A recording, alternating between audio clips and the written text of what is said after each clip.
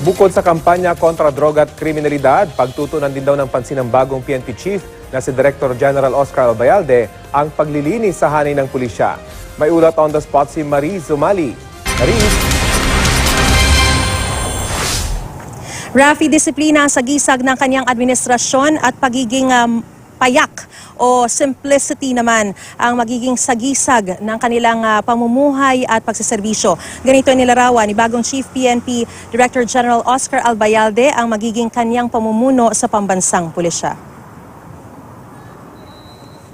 Sa kauna-unahang flag raising ceremony ni Police Director General Oscar Albayalde bilang bagong PNP Chief, inilatag kaagad niya ang mga patakaran ng kaniyang panunungkulan.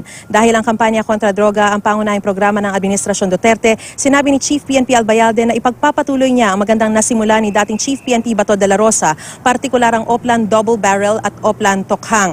Lalo't napakahalaga raw ng continuity para mapanatili ang momentum ng kanilang kampanya. Aniya, wala raw siya nakikitang dapat pang baguhin dito, lalo't kababago lang ng mga guidelines ng ibalik ang PNP sa kampanya kontra droga. Mas paigtingin din ang kampanya kontra kriminalidad. Mahigpit din niyang ipatutupad ang disiplina, reforma at internal cleansing sa mga pulis.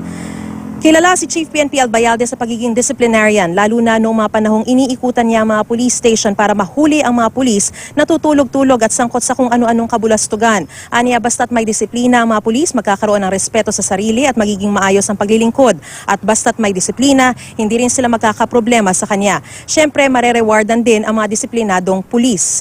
Aminado si Chief PNP Albayalde na mayroon pa ring mga pulis na pasaway at sila ang sumisira sa imahe ng pulisya. Kaya palalakasin pa at lalawigin pa ang sakop ng counterintelligence sa lahat ng levels of command.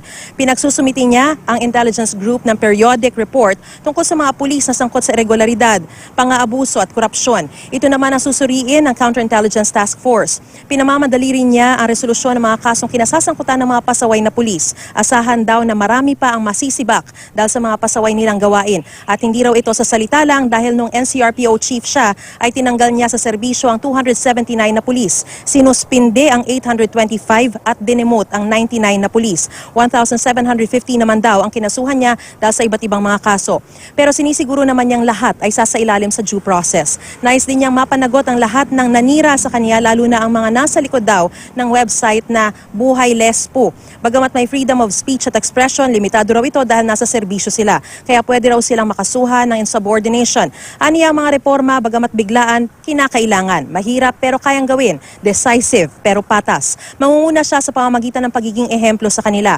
Mahirap daw punan ang iniwan ni De La Rosa, pero kung magkakaisa sila sa kanilang misyon ay hindi sila mawawala sa tamang landas. Hindi raw niya hihingin sa kanyang mga tao ang di niya kayang gawin. Mananatili siya sa frontline at inaasahan niyang ganito rin ang gagawin ng mga commander niya.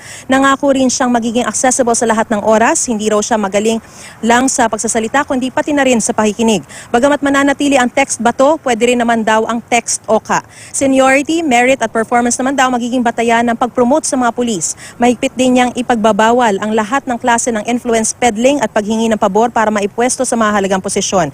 Nanawagan siya para sa kapayapaan. Pinasalamatan niya ang lahat ng mga pulis sa mainit na pagtanggap sa kanya nung turnover of command ceremonies ng Huwebes at malaking karangalan daw na kanyang pamumunuan ang pambansang pulisya. Samantala, Rafi, dinaluhan din ni Chief PNP Albayalde ang ikalawang anibersaryo ng PNP EOD o yung K9 Group ngayong umaga kung saan binigyan diin ang masusing paghahanda para sa seguridad ng bansa.